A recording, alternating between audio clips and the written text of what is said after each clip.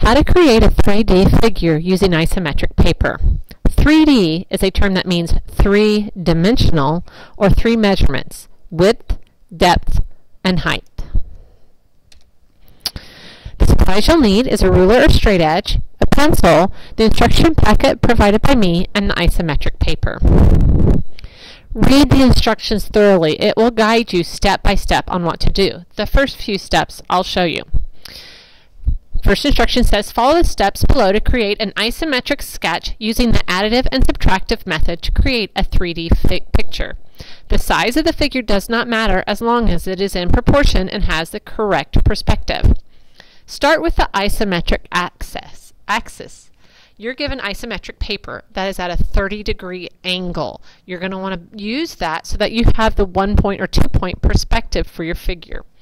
Use the lines on the paper to create your figure as I've done in the demonstration. Here's a little demonstration again using actual paper. Using the isometric paper provided and the lines on the isometric paper, you're going to draw the width, height, and depth. Start at the lower end of your paper. Using your straight edge, I'm going to make my width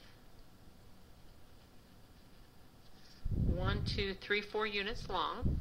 Notice I drew heavy so that you can see on the video, but you may want to draw light in case you need to erase. Use the vertical line to make my height, and I'm going to make it 4 as well. And then I'm going to make my depth 4 as well, using another isometric line at a 30-degree angle, and I'm going to make it 4 units as well.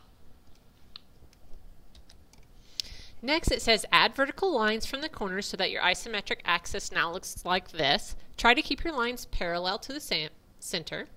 Then it asks for you to add lines for width here, and then also lines for depth. Finish the cube with lines for depth that are parallel to the lines for axis.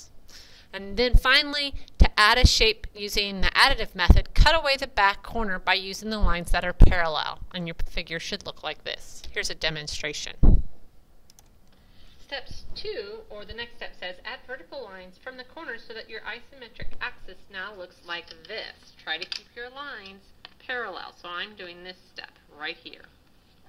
So I'm going to use my straight edge, and I'm going to come in from the end of my width, and I'm going to go vertically using the vertical line on my isometric paper, and I'm going to draw it 1, 2, 3, 4 lines because I want it to be as tall as my middle axis. Then I'm going to come over here on the side, and I'm going to draw it 4 as well. Remember in the instructions, it said it didn't matter what size it is, just as long as it's in proportion. Next it says add lines for the width parallel to the width axis. So it's talking about these depth ones and these width ones. So I will be doing that. So I'm going to add my depth ones. My depth ones is 4 units, so I'm going to go 4 units. 1, 2, 3, 4. And I'm going to do 4 here. 1, 2, 3, 4. And then I'm going to do my width ones, and I'm going to do 1, 2, 3, 4.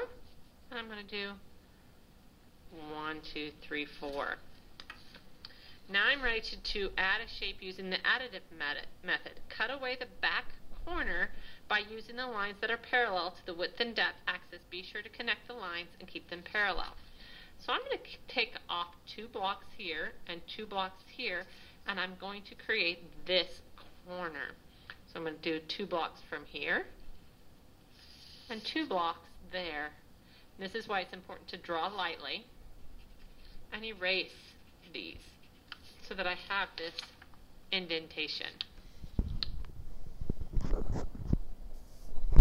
The next step is on the back of your paper, and there's about 5 or 6 more steps. I'm not going to demonstrate that. If you follow the guidelines, I think you'll have no problem, and when you're done, you'll have a finished look that looks like the top and or the bottom if you want to see it on its isometric paper. When you're finished, please make sure your name is on your paper. If you'd like me to check it over to make sure it's accurate, I would be happy to. Then you may turn it in when you're satisfied and think it looks good. It is worth 10 points. Good luck.